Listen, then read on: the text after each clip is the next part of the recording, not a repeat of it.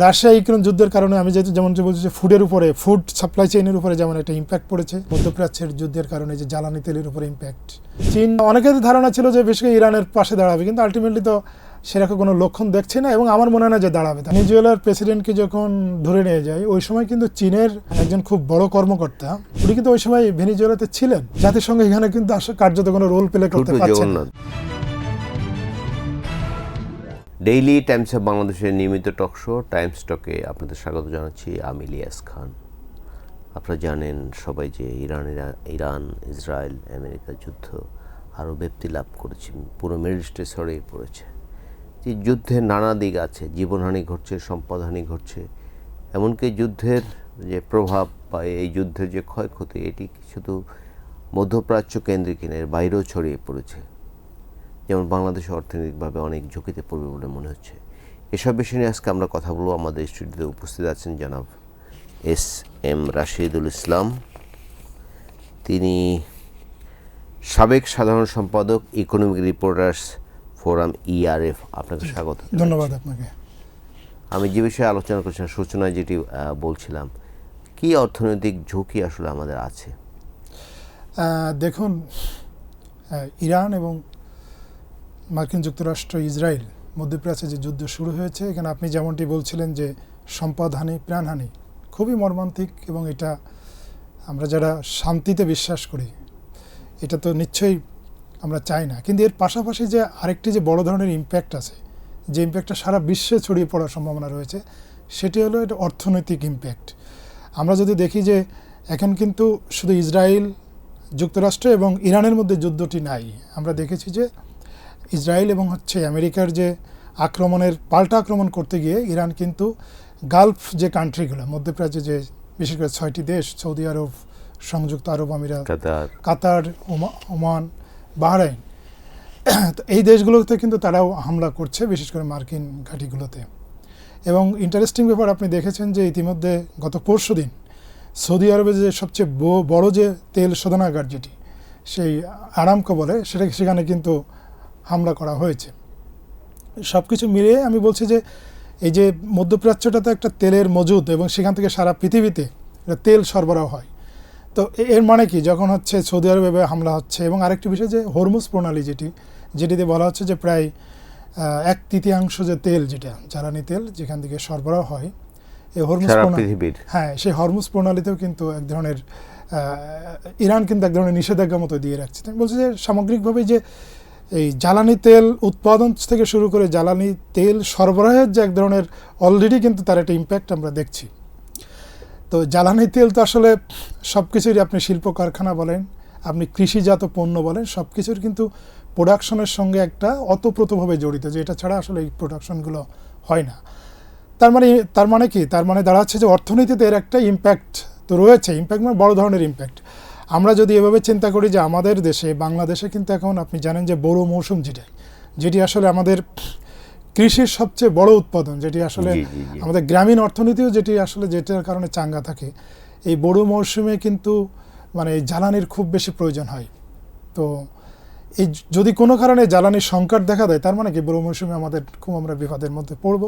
যদিও আমাদের সরকারের পক্ষ থেকে বলা হচ্ছে যে আমাদের যে পরিমাণ তেল, জ্বালানি তেল বিশেষ করে এগ্রিমেন্ট করা আছে, তাতে করে হয়তো আমরা এই বোরো মৌসুমে হয়তো ওই ধরনের কোনো সমস্যা ফেস করব না। কিন্তু এই যুদ্ধটি যদি দীর্ঘমেয়াদী হয়, তাহলে তো আসলে আমরা এক ধরনের বিপদের মধ্যেই পড়ব। সেটি কেমন, যদি আপনি দেখুন যে আমাদের রপ্তানি খাত কিন্তু মূলত পোশাক পণ্যের উপরে নির্ভরশীল, পোশাক রপ্তানির উপরে। যখন জ্বালানি তেল যে উৎপাদন যখন কমবে, যখন এর সরবরাহ মানে যেটা সাপ্লাই চেইন যখন বাধাগ্রস্ত হবে, তখন স্বাভাবিকভাবেই জ্বালানি তেলের দামও বেড়ে যাবে গ্লোবাল মার্কেটে। সেটার ইম্প্যাক্ট যেভাবে আমাদের এই যে মানে পোশাক পণ্যের দাম যেমন বাড়বে, তেমনি কিন্তু এই যে এটা যে সামগ্রিক জ্বালানি তেল দাম বাড়ার কারণে সামগ্রিকভাবে যদি দেখি আমরা গ্লোবালি, কিন্তু যে মূল্যস্ফীতি যেটি বলি, সেটা কিন্তু আমেরিকাতেও বেড়ে যাবে। তার মানে কি, আমরা কিন্তু আমাদের যে রপ্তানি পণ্য, সেটারও কিন্তু এক ধরনের ঝুঁকির মধ্যে থাকবো আমরা।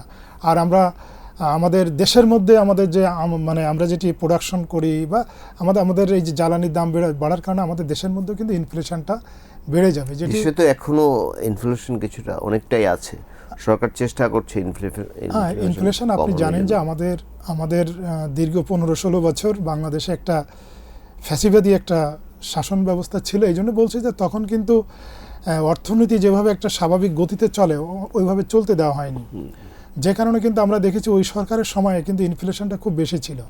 তখন আপনি জানেন যে আপনি একজন সিনিয়র সাংবাদিক, আপনি জানেন যে ওই সরকার যেটি করেছিল যে ইনফ্লেশনটাকে কম করে এক ধরনের ম্যানিপুলেট করতো, যে কম করে দেখানোর চেষ্টা করতো। তো আমরা তারপরে দেখলাম যে অন্তর্বর্তীকালীন সরকারের সময় ইনফ্লেশনটা মোটামুটি একটা কম ঠিক বলবো না যে 9 মানে 10-এর নিচে চলে আসছে, কিন্তু আমরা যে ওভারঅল আমি বলছি যে ইনফ্লেশনের যে একটা বড় ধরনের ইয়ের মধ্যে আমরা একটা অভিঘাতের মধ্যে আছি আমরা লং টাইম ধরে।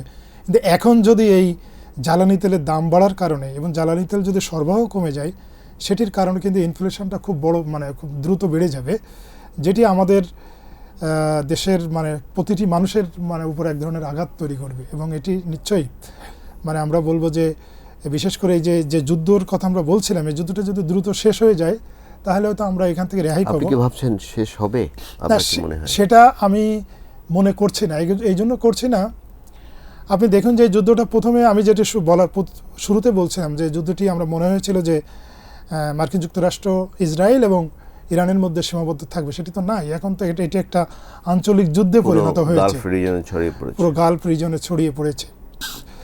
আরেকটি বিষয় যে আপনি জানেন যে এই যুদ্ধের যদি দেখেন যে ইসরায়েল এবং ইউএসের পক্ষে যিনি মূলত লিড দিচ্ছেন মার্কিন প্রেসিডেন্ট ডোনাল্ড ট্রাম্প, উনি কিন্তু বলেছেন যে 4-5 সপ্তাহের মধ্যে যুদ্ধ শেষ হয়ে যাবে এরকম বলেছেন। কিন্তু আদতে কবে শেষ হবে? কারণ আমরা এর আগে দেখেছি, আপনি ইরাক যুদ্ধের কথাই যদি বলেন বা অন্য যে আফগানিস্তানের যুদ্ধের কথা, সেখানে তো ওইভাবে দ্রুত শেষ হয়নি।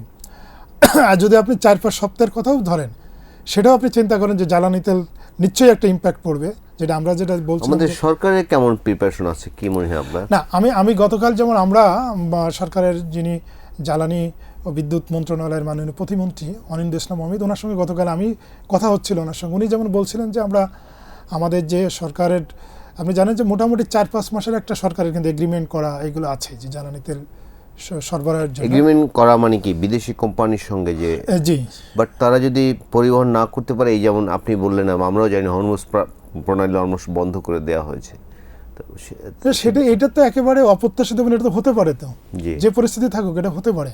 এবং আজকে কিন্তু আমাদের যিনি মাননীয় মন্ত্রী মন্ত্রণালয়ের, উনি কিন্তু বলেছেন যে উনি বলেছেন যে আমরা এই বিদ্যুৎ এই যে জ্বালানি সরবরাহ যাতে স্বাভাবিক থাকে এবং আমরা যাতে আমাদের যাতে কোনো রকম আমরা বাধার সম্মুখীন না হই, এই জন্য উনি ইউএসের কাছে বলেছেন যে আমরা মার্কিন যুক্তরাষ্ট্রের কাছে সহায়তা চাইব।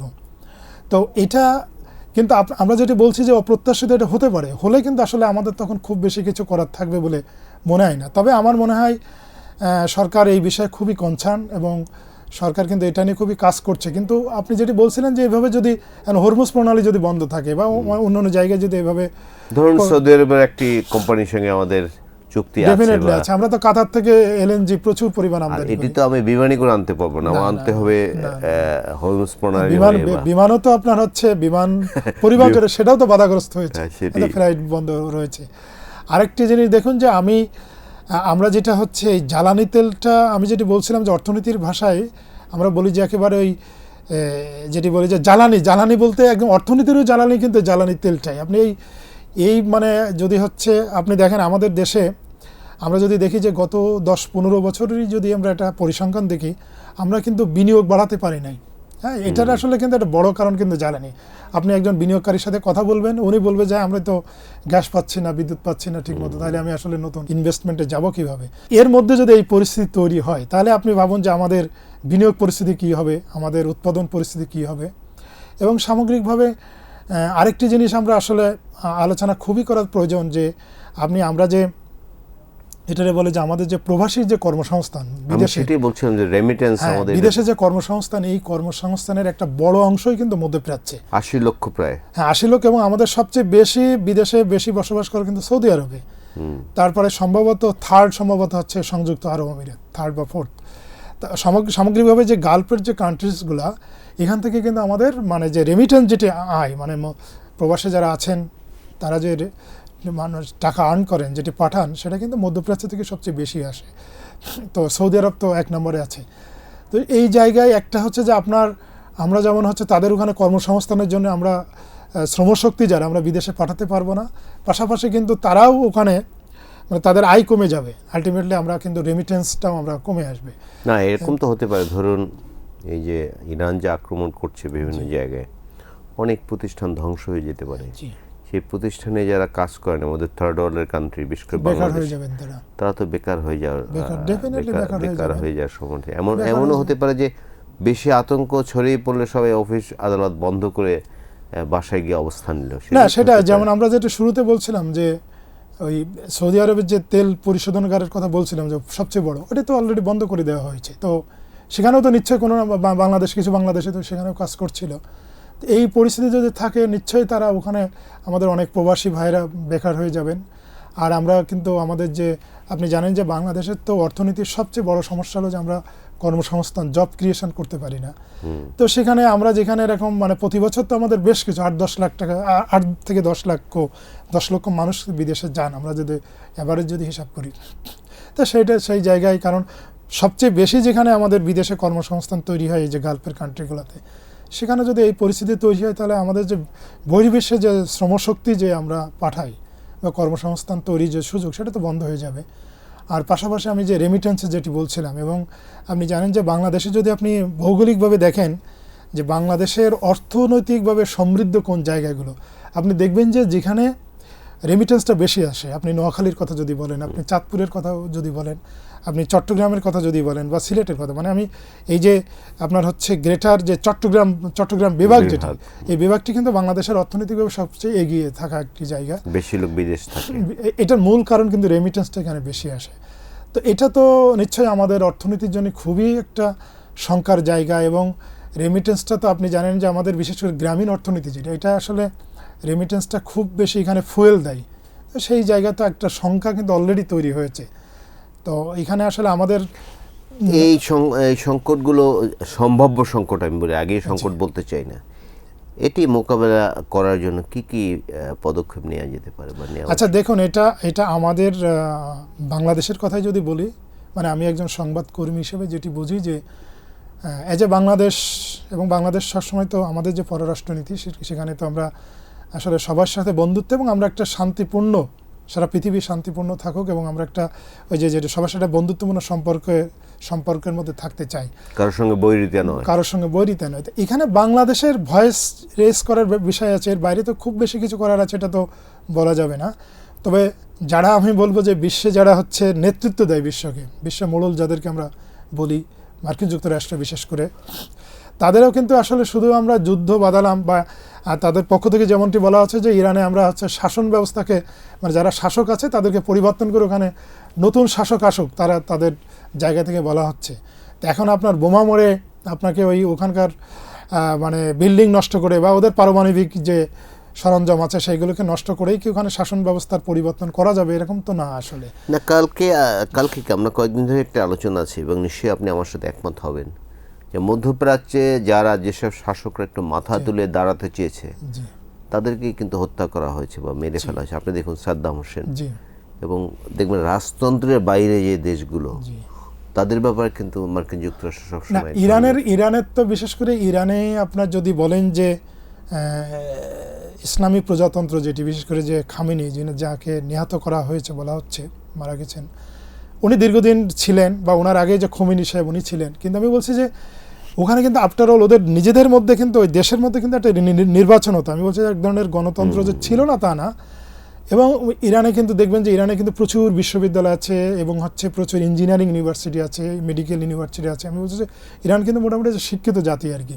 তো এবং ইরানে কিন্তু 4000 বছরের মানে পরাজয়ের ইতিহাস নেই, তাদেরকে কেউ পরাজিত করতে পারেনি।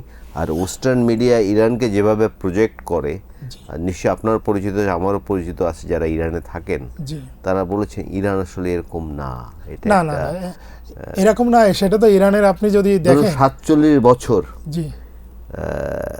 নানা এম্বার্গো দিয়ে রেখেছে মার্কিন যুক্তরাষ্ট্র, তারপর কিন্তু টিকে আছে এবং ভালোভাবে টিকে আছে। এবং এখন দেখুন পুরো বিশ্বের সঙ্গে সেটা তো আমরা দেখছি, তাদের একটা হয়তো অর্থনীতি যেখানে থাকার কথা ছিল যেহেতু এরকম বাণিজ্যিক নিষেধাজ্ঞার কারণে অর্থনীতিটা ওইভাবে ওই জায়গায় যায় নাই, বাট আপনি যদি দেখেন যে প্রযুক্তির জায়গা দেখেন, তাদের শিক্ষার জায়গা দেখেন, সেটা কিন্তু যথেষ্ট তার অ্যাডভান্স। এবং আমি বলবো যে ইরানের এই শাসন ব্যবস্থা পরিবর্তন করতে গিয়ে আমি যেটি বলতে চাচ্ছিলাম যে মার্কিন যুক্তরাষ্ট্রকে একটা জিনিস ভাবতে হবে যে ইরানের এই যে শাসন ব্যবস্থা পরিবর্তন করতে গিয়ে এই যে মিডল ইস্টে যে যুদ্ধটাকে ছড়িয়ে দেওয়া এবং এর যে ইম্প্যাক্ট সারা পৃথিবীর যে মানুষের উপর পড়ছে, বিশেষ করে আমরা যে আলোচনাটি করছিলাম যে অর্থনৈতিক ইম্প্যাক্ট, এটা কিন্তু আসলে এখন ভাবতে হবে। এখন তো এই যুদ্ধটা কেবল হচ্ছে ওই যে ইরানের মধ্যে তো সীমাবদ্ধ নাই।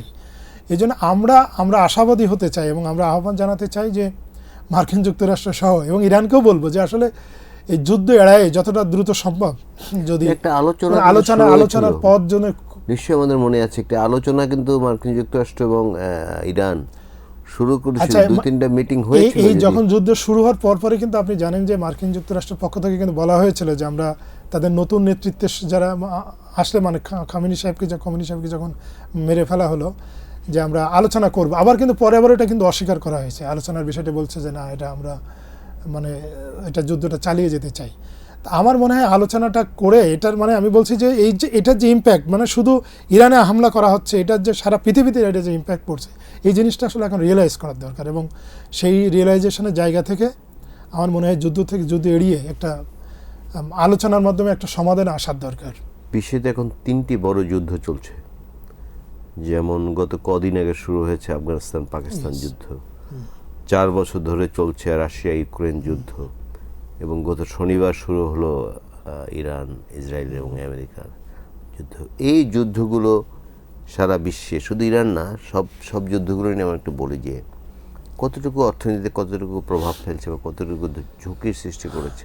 না, আপনি যদি দেখেন যে রাশিয়া ইউক্রেন যুদ্ধ যেটি, আপনি জানেন যে রাশিয়া এবং ইউক্রেন এই দুটি দেশ কিন্তু এই যে গম উৎপাদনে কিন্তু ওয়ার্ল্ডের মানে অর্ধেক গম দুটি দেশের সম্ভবত উৎপাদন হয়। এবং রাশিয়াও কিন্তু মানে তারাও কিন্তু প্রচুর তেল উৎপাদন করে। এবং আপনার মনে আছে কিনা, রাশিয়া ইউক্রেন যখন যুদ্ধ শুরু হলো তার পরে কিন্তু সারা পৃথিবীতে আপনার ফুড যে সাপ্লাই চেইন এটা কিন্তু খুবই মানে এফেক্ট হলো এবং হচ্ছে ফুডের দামটা কিন্তু বেড়ে গেছে, যার ইম্প্যাক্ট কিন্তু আমরা দেখেছি যে সারা পৃথিবীতেই ছড়িয়ে পড়েছে। তো রাশিয়া ইউক্রেন যুদ্ধের কারণে আমি যেমন বলছি যে ফুডের উপরে, ফুড সাপ্লাই চেইনের উপরে যেমন একটা ইম্প্যাক্ট পড়েছে, আবার দেখেন এই যে আপনার ইরান মানে মধ্যপ্রাচ্যের যুদ্ধের কারণে যে জ্বালানি তেলের উপরে ইম্প্যাক্ট, আফগানিস্তানের বা পাকিস্তানের যুদ্ধটা হয়তো সারা পৃথিবীতে এই ধরনের ইম্প্যাক্ট সাপ্লাই চেইন মানে আমি বলছি যে অর্থনীতি যে সাপ্লাই চেইনের উপর ওইভাবে, কিন্তু সামগ্রিকভাবে সারা পৃথিবীর মানুষ তো এটাতে এফেক্টেড হচ্ছে। আমার মনে হয় এই নতুন করে আমাদের মানে পৃথিবীকে যারা নেতৃত্ব দিচ্ছেন বিশ্বকে, তাদের আসলে ভাবার দরকার। আর আরেকটা জিনিস দেখুন, আমি সংবাদকর্মী হিসাবে ভাবি যে ধরুন যে জাতিসংঘ এখানে কিন্তু আসলে কার্যত কোনো রোল প্লে করতে পারছে না। আবার যদি বলি যে আপনি জানেন যে WTO মানে ওয়ার্ল্ড ট্রেড অর্গানাইজেশন, যেটা বিশ্ব বাণিজ্য সংস্থা, তাদের কিন্তু কিছু রুলস আছে যে এরকম এই যে সাপ্লাই চেইনগুলোকে কোনো দেশ এরকম এককভাবে এই ধরনের আঘাত করতে পারবে না, হ্যাঁ, সেরকম কোনো পরিস্থিতি তৈরি করতে পারবে না। কিন্তু আলটিমেটলি তো আমরা যদি এই দুইটি মানে অর্গানাইজেশনের কথা দেখি, যদি তাদের দেখি, তারা কিন্তু কোনো আসলে কিছুই কোনো রোল প্লে করতে পারছে না কার্যত। এবং বিশেষ করে আমেরিকার কথা যদি বলি, এক ধরনের কিন্তু এই মানে এই যে আন্তর্জাতিক যে আইন কানুন, এটার প্রতি এক ধরনের বৃদ্ধাঙ্গুলি দেখিয়ে তারা কিন্তু মানে যেভাবে যা করছে আর কি, এখানে যুদ্ধ পুরো বিশ্বটা এককেন্দ্রিক হয়ে গেছে। সেইটা আগে যেমন এটা ক্ষমতার একটা ব্যালেন্স ছিল, সোভিয়েত ইউনিয়ন ছিল, হ্যাঁ, কিন্তু এখন দেখছি আমরা শুধু সব কিছু আমেরিকা যা বলছে সেটাই হচ্ছে। আর সেটি হচ্ছে ভাই, আপনি চমৎকার একটা পয়েন্ট বলেছেন। এবং এই বিষয়ে আমি একটু জিনিস বলতে চাই। যেমন দেখুন, এই যুদ্ধ যখন শুরু হয়, অনেকে ভেবেছিল যে চীন বা রাশিয়া হয়তো ইরানের পক্ষে দাঁড়াতে পারে। আলটিমেটলি যদি রাশিয়া চীনের কথা যদি বলি, চীন এখন বলা হচ্ছে যে সারা পৃথিবীতে আমেরিকার কাউন্টার দেওয়ার মতো তাদের সেরকম একটা অবস্থা আছে। কিন্তু দেখুন, চীন কিন্তু এই ধরনের মানে কোনো যুদ্ধের সহসা জড়াতে চায় না। আপনি যদি দেখেন যে চীনের সঙ্গে কিন্তু আমেরিকার একটা বড় বাণিজ্য আছে, চীনের সঙ্গে যদি ধরেন যে ইরানেরও বাণিজ্য আছে, আবার এই যদি ধরেন যে ইন্ডিয়ার সাথে বড় ধরনের বাণিজ্য আছে। আমি বলছি যে চীন কিন্তু দেখবেন যে আলটিমেটলি এই যুদ্ধে জড়াবে না। হ্যাঁ, এই আপনি যেটি বলছিলেন সেটাই, যে এক ধরনের এই যুদ্ধগুলোকে ক্ষেত্রে আমেরিকার এক ধরনের একক আধিপত্য আর কি। আর চীন নর্মালি দেখবেন যে তাদের, আমার যেটা মনে হয়, তাদের ফরেন পলিসির একটা বড় জায়গা মূলত ট্রেডটাকে সারা পৃথিবীতে ট্রেড করতে চায়। এর বাইরে তারা খুব বেশি কোথাও মানে পৃথিবীর সব বড় শহরে জি। চায়না মার্কেট আছে, আপনি তো জানেন, অনেক দেশে গিয়েছেন এবং খুব স্বল্প মূল্যে।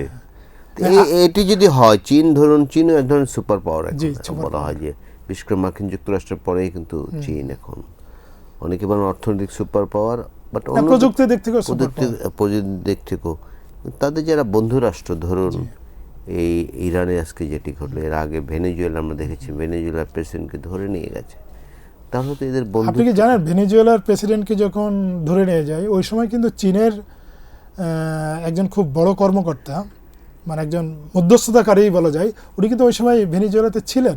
না, আমি যেটা বলছিলাম যে তাহলে তো চীনের পক্ষে আর কেউ থাকবে বা পাশে, কি বলে যে চীন তো কারো পাশে দাঁড়াচ্ছে না, বিজনেসটাই দেখছে। ওইটাই আমি বলছি যে চীন যেভাবে প্রযুক্তিতে তারা সুপার অবস্থায় চলে গেছে, অনেকের ধারণা ছিল যে বেশি ইরানের পাশে দাঁড়াবে, কিন্তু আলটিমেটলি তো সেরকম কোনো লক্ষণ দেখছে না, এবং আমার মনে হয় না যে দাঁড়াবে তারা, কারণ তারা ওই যে সারা পৃথিবীতে যে বাণিজ্য যেটি করে সেই জায়গাটা কখনো আমার মনে হয় না তারা মানে ওইটাকে কোথাও বাধাগ্রস্ত হোক বা ক্ষতিগ্রস্ত হোক, এটা তারা চায় না।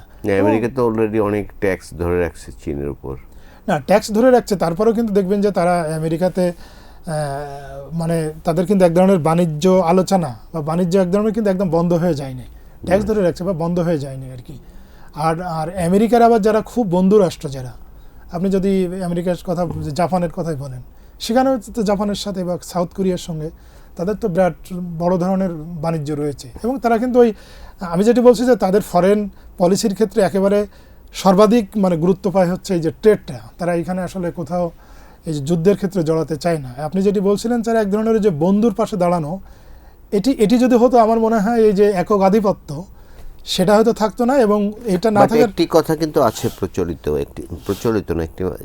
প্রচার আছে যে চীন অনেক অস্ত্র দিয়েছে ইরানকে। ইরান যে এখন আক্রমণগুলো করছে, ইরানের যে সক্ষমতা বেড়েছে, এক্ষেত্রে চীনের একটি বড় ভূমিকা রেখেছে। এ ব্যাপারে আপনি কতটুকু? এটা কিন্তু আমি সম্ভবত রয়টার্স বা বিবিসির একটি আর্টিকেল পড়ছিলাম, ওখানে দেখলাম যে ইরান এখন যে ব্যালিস্টিক ওই ক্ষেপণাস্ত্র যেগুলো দেওয়া বিভিন্ন মার্কিন ঘাঁটিতে হামলা করছে, এগুলো কিন্তু তাদের ওখানে তৈরি আর কি। এখনও চীনের কিছু যে অস্ত্র এখনও তারা ওইভাবে দেখা যায়নি আর কি। এখন নিশ্চয়ই তারা টেকনোলজির জায়গাগুলো সহায়তা করেছে, কিন্তু কতটা সহায়তা করেছে বা কতটুকু এটা এখনই বলা যাচ্ছে না, কারণ আর্টিকেলটি আমি যেটি দেখলাম যে এখন পর্যন্ত ইরান যে অস্ত্রগুলো ব্যবহার করছে তাদের নিজেদেরই তৈরি, তো নিশ্চয়ই টেকনোলজির জায়গাতে হয়তো তারা সাপোর্ট পেয়েছে। আর আমি যেটি বলছিলাম যে চীনের মনে হয় ট্রেডের বাইরে গিয়ে মানে বিশ্ব শান্তি প্রতিষ্ঠা করার জন্যই এই যে একটা সুপার পাওয়ারের সাথে আরেকজন সুপার পাওয়ারের যে একটা কি বলে যে আমরাও আছি এরকম একটা দৃষ্টিভঙ্গি দেখানো, এটা মনে দরকার। কারণ না হলে আমরা যেভাবে মার্কিন মানে সাম্রাজ্যবাদ বলবো নাকি, এটা যেমন ভেনেজুয়েলা থেকে একজন তার সেই দেশের রাষ্ট্রপ্রধান স্বাধীন দেশের প্রেসিডেন্টকে যেভাবে উঁচিয়ে আনা হলো, আর আরেকটি দেশের দেখেন ইরানের ইরান তো একটা শক্তিশালী রাষ্ট্র, সেই দেশের একেবারে সর্বোচ্চ যিনি নেতা, উনি সহ একাধিক নেতা তার ফ্যামিলির লোকজন যেভাবে একেবারে মেরে ফেলা হলো, মানে এই দুইটি ঘটনা যদি দেখেন, একেবারে ওই ছোটবেলায় আমরা একটি ধরনের ঘোষণা দিয়ে মেরে ফেলা, এবং ছোটবেলায় আমরা যেটি ওই পড়তাম যে মাইট ইজ রাইট, সেটা একেবারে কোনো আইন কানুন তোয়াক্কা না করে একেবারে মাইট ইজ রাইট, যেটি যে আমার জোর আছে আমি যেটা করব, সেরকম একটা পরিস্থিতি। কিন্তু এর থেকে আমাদের উত্তরণ ঘটতে হবে, না হলে এই যে সারা পৃথিবীর মানুষ এইটার যে ইম্প্যাক্ট, আমরা এই যুদ্ধ যদি 2 মাস চলে, আমরা তো আসলেই খুব ক্ষতিগ্রস্ত হব। এবং আমি খুব সমবেদনা লাগে এই আমাদের, আপনি জানেন যে আমাদের দেশে যে নির্বাচন হয়ে গেল, এই নির্বাচনের পরে একটি নতুন সরকার এসছে, একটা গণতান্ত্রিক সরকার। দীর্ঘদিন বাংলাদেশে একটা ফ্যাসিবাদী শাসন ব্যবস্থার পরে একটা অন্তর্বর্তীকালীন সরকার ছিল, তারা একটা সুন্দর নির্বাচন আয়োজন করেছে, তারপরে একটি গণতান্ত্রিক সরকার। এবং এই সরকারের জন্য মানে খুবই দুঃখজনক এটা যে সরকার আসার পরপরই এরকম পুরো মধ্যপ্রাচ্যে একটা যুদ্ধ তৈরি হলো, যেটার কারণে সরকার কিন্তু দেশ পরিচালনার ক্ষেত্রে সরকারের আসলে অনেক ধরনের চ্যালেঞ্জ এখন মোকাবেলা করতে হচ্ছে। চ্যালেঞ্জ তো আগেই ছিল, অনেক চ্যালেঞ্জ তো রেখে গেছে, পতিত স্বৈরাচার এবং তারপরে যারা ছিল অনেক চ্যালেঞ্জ রেখে গেছে। কিন্তু এখন নতুন করে এই যে চ্যালেঞ্জ, এবং এই চ্যালেঞ্জটা কিন্তু খুব ভয়ানক চ্যালেঞ্জ, বিরাট চ্যালেঞ্জ। মানে এই চ্যালেঞ্জটা আসলে মোকাবেলা করা খুবই কঠিন কাজ। কারণ আমাদের আপনি নিশ্চয়ই আমার সাথে একমত হবেন যে আমাদের রেমিটেন্স যে বেড়েছে সেটি কিন্তু রেমিটেন্স রিজার্ভ যে বেড়েছে সেটি কিন্তু রেমিটেন্সের কারণে। একদম একদম সেটি যদি বাধাগ্রস্ত হয়, রেমিটেন্স যদি না আসে, তাহলে কিন্তু আবার ওই 16 এখন এই রেমিটেন্সের কারণে ইলিয়াস ভাই আমি যেটি বলি, আমি একজন দীর্ঘদিন বিজনেস জার্নালিজম করেছি। আপনি জানেন যে রেমিটেন্স যদি কমে যায়, যেটা হবে আমাদের রিজার্ভ যেমন কমে যাবে, তারপর আবার যে ব্যালেন্স অফ পেমেন্ট এটিও কিন্তু কমে যাবে। এর ফলে কি হবে, আমরা যে আমদানি রপ্তানি বাণিজ্য আমরা যেটা সহজে করি, এই জায়গাগুলোও কিন্তু ক্ষতিগ্রস্ত হবে। আপনি জানেন যে আমাদের যদি একটা রিজার্ভ যদি একটা জায়গায় একটি স্টেবল অবস্থা না থাকে, তাহলে কিন্তু আমাদের আমদানি রপ্তানি বাণিজ্য করাটাও খুব জটিল পরিস্থিতি তৈরি হয়। এবং আপনি জানেন যে ফ্যাসিবাদী সরকার যখন ছিল, ওই সরকার কিন্তু লাস্টের দিকে অনেক ব্যাংক কিন্তু এলসি করতো না। আপনি জানেন যে অনেক ব্যবসায়ীরা এলসি করতে পারতো না। তো এই রিজার্ভ কমে যাওয়ার কারণে আমাদের খুব প্রবলেম ফেস করতে হয়েছে। তো এইরকম আবার যদি মানে এই যুদ্ধটা যদি দীর্ঘমেয়াদী হয়, এই ধরনের চ্যালেঞ্জ কিন্তু আমাদের সামনে তৈরি হচ্ছে। তো এখন তো আমাদের আসলে মানে আমরা বলবো যে এই যুদ্ধটা যেন দ্রুত শেষ হয়ে যায়, তাহলে হয়তো এই চ্যালেঞ্জটা আমাদের হয়তো চ্যালেঞ্জ তৈরি হয়েছে, হয়তো আমরা সেই ঝুঁকির মধ্যে ওইভাবে পড়বো না। নানা ধরনের ঝুঁকি আছে আমাদের, দেখছি আমরা যে এই যুদ্ধের কারণে। এই মুহূর্তে আপনি রিজার্ভের কথা আমরা একটু আগে বললাম, নানা বিষয়ে আলোচনা হলো। আপনি তো একজন অর্থনীতি বিষয়ে দীর্ঘদিন রিপোর্ট করেছেন বা এখনও করছেন। তো নতুন যিনি ব্যাংকের গভর্নর এসেছে বাংলাদেশ ব্যাংকের, তিনি এটি কতটা মোকাবেলা করতে পারবেন বলে মনে করেন? আচ্ছা, আমি এই গত 2-3 দিন আগে আমি একটি আর্টিকেল লিখেছিলাম, আপনি অন্য একটা প্রসঙ্গ উঠিয়েছেন, তারপরে বলি একটু রিলেটেড, কিন্তু রিলেটেড, ডেফিনেটলি রিলেটেড। নতুন যিনি গভর্নর এসেছেন তার একটু আমি খোলামেলায় বলি, তার নিয়োগ নিয়ে অনেকে কথা বলছে। দেখুন, আমি বলবো যে নতুন একটি সরকার আসছে, তো সেই সরকারের কিন্তু একটা নিজস্ব ফিলোসফি থাকে, তার একটি নির্বাচনী ইশতেহার রয়েছে, তার একটি নিজস্ব দৃষ্টিভঙ্গি রয়েছে। সেই দৃষ্টিভঙ্গি বলেন বা তার ফিলোসফি বলেন বা তার যে নির্বাচনী অঙ্গীকার বাস্তবায়নের জন্য কিন্তু সেই সরকারের পছন্দের একজন লোককে এরকম একটি মানে নিয়ন্ত্রণ সংস্থা যেটি বাংলাদেশ ব্যাংকে, সেখানে নিশ্চয়ই বসাবে সরকারের পছন্দের লোককে। হয়তো অনেকে সমালোচনা করছে যে আগে আমরা দেখেছি যে বাংলাদেশ ব্যাংকে অর্থনীতিবিদ যারা, তাদেরকে এখানে দেওয়া হতো, এবং বিশেষ করে আগে যিনি হাসান এস মনসুর সাহেব ছিলেন, উনি সারা পৃথিবীতে একদম বেশ রিনাউন্ড একজন অর্থনীতিবিদ। ওনার জায়গায় যাকে দেওয়া হয়েছে, উনি ব্যাকগ্রাউন্ড কিন্তু ওনার মানে বিজনেসম্যান হলেও উনিও কিন্তু অর্থনীতিটা বোঝেন না তা না, এবং উনি একজন ভালো হিসাববিদ। আমি মনে করি যে সরকারের নিয়োগটা খারাপ হয়েছে এটা আমি বলবো না, তবে এটা এই জন্য বলছি যে যেহেতু উনি দীর্ঘদিন বিজনেস করেছেন, প্র্যাকটিক্যাল ফিল্ডের কিন্তু একটা নলেজ আছে। উনি একটা হচ্ছে বিজনেসম্যান, দ্বিতীয় উনি একজন হিসাববিদ। আমার মনে হয় থিওরিটিক্যাল এবং প্র্যাকটিক্যাল অভিজ্ঞতা দুটোই আছে। এই জন্য আমার মনে হয় এই চ্যালেঞ্জগুলো উনি ফেস করতে পারবেন। কারণ এই জিনিসগুলো আরেকটা বিষয় কি, দেখুন যে বাংলাদেশে যারা বিজনেস করে, বিশেষ করে উনি তো রপ্তানি বাণিজ্যের সঙ্গে ছিলেন, তারা কিন্তু বাংলাদেশের ইকোনমিটা কি এটা কিন্তু খুব ভালো জানেন আসলে। আমার মনে হয় এই জিনিসগুলো, এবং সবচেয়ে বড় বিষয় যে আমাকে যদি উনি ন্যায়নিষ্ঠ থাকেন এবং ওনার পলিসি নেওয়ার ক্ষেত্রে আমার মনে হয় না যে ওনার এফিসিয়েন্সির ঘাটতি রয়েছে। উনি যদি ন্যায়নিষ্ঠ থাকেন এবং কুইক যদি সিদ্ধান্ত নিতে পারেন, আমার মনে হয় না চ্যালেঞ্জগুলো উনি ভালোভাবে মোকাবেলা করতে পারবেন। কিন্তু আমরা যে বৈশ্বিক চ্যালেঞ্জের কথা বলছিলাম, বৈশ্বিক চ্যালেঞ্জ এমন একটা জিনিস, এটা তো আসলে অন্য জিনিস। যেমন আপনি যদি দেখেন যে ইন্ডিয়ার কথা যদি ধরেন, ভারতে কিন্তু হচ্ছে এত বড় দেশ, তাদের এত অর্থনীতি এত বড়, একটা সুপার ইকোনমি তারা। কিন্তু আপনি জানেন যে মার্কিন যে পাল্টা শুল্ক যেটি ট্রাম্প সাহেব সারা পৃথিবীর বিভিন্ন দেশে উনি পছন্দ না হলে উনি বসাচ্ছিলেন। আপনি জানেন যে ইন্ডিয়াতে কিন্তু 50% বসিয়েছিলেন, সেটা এখন কমিয়ে সেটা একটা ওনারা 15% সম্ভবত নিয়ে আসছেন। তো ওই যখন পাল্টা শুল্ক যখন উনি 50% বসালেন, তখন কিন্তু ইন্ডিয়ায় এক ধরনের হাহাকার। আসলে এটা তো একটা বৈশ্বিক একটা সমস্যা, এটা তো আর আপনার কিছু করার থাকে না। তা আমার মনে হয় দেশের মধ্যে যে চ্যালেঞ্জগুলো উনি এগুলো সাকসেসফুলি আমার মনে হয় উনি ফেস করতে পারবেন। আমাদের টাকা পাচার হয়েছে, আমরা শুনি, আমরা জেনেছি, আমরা গণমাধ্যমের রিপোর্ট দেখেছি, টাকা আনা হবে, নানা কিছু করা হয়েছে, কিন্তু আদৌ কি কোনো সম্ভাবনা দেখছেন বা কোনো কার্যকরী উদ্যোগ কি নেওয়া হয়েছিল? ভাই দেখুন, আপনি তো একজন বাংলাদেশের একজন অনেক বড় সাংবাদিক, একজন সিনিয়র সাংবাদিক। বাস্তবতা কি এটা আমিও জানি, আপনিও বোঝেন। সারা পৃথিবীতে গ্লোবালি যদি এটা দেখেন যে টাকায় যে পাচার হওয়া টাকা ফেরত আনার বিষয়টি খুব বেশি সাকসেসফুল স্টোরি নাই, এটাই বাস্তবতা আর কি। দু একটা জায়গায় আছে। তবে আমি বলবো যে এর আগের যে সরকার ছিল, বিশেষ করে বাংলাদেশ ব্যাংকে যিনি মানে গভর্নর ছিলেন হাসান এস মনসুর সাহেব, ওনার কিন্তু আসলে দারুণ উদ্যোগ ছিল। টাকা ফেরত আনার ক্ষেত্রে। এবং আপনি জানেন যে সাবেক মন্ত্রী তাদের কিন্তু কঠিন কাজ, এবং কিন্তু একটা আমরা একটা শুভ সূচনা দেখেছিলাম। বর্তমান সরকারের প্রতি আমার আহ্বান থাকবে, ওই যে শুভ সূচনা যেটি আমরা দেখেছিলাম ওইটা যেন অব্যাহত থাকে। আর টাকাটা ফেরত আনাটা কঠিন, কিন্তু আমার মনে হয় যে কিছু হলেও আমরা হয়তো এটার একটা সাকসেস স্টোরি দেখতে পাবো। আপনার সঙ্গে আমিও একই আশাবাদ ব্যক্ত করে আজকে আমাদের এই অনুষ্ঠান শেষ করছি। আবারও আপনাকে ধন্যবাদ আমাদের স্টুডিওতে আসার জন্য। ধন্যবাদ আপনাকে।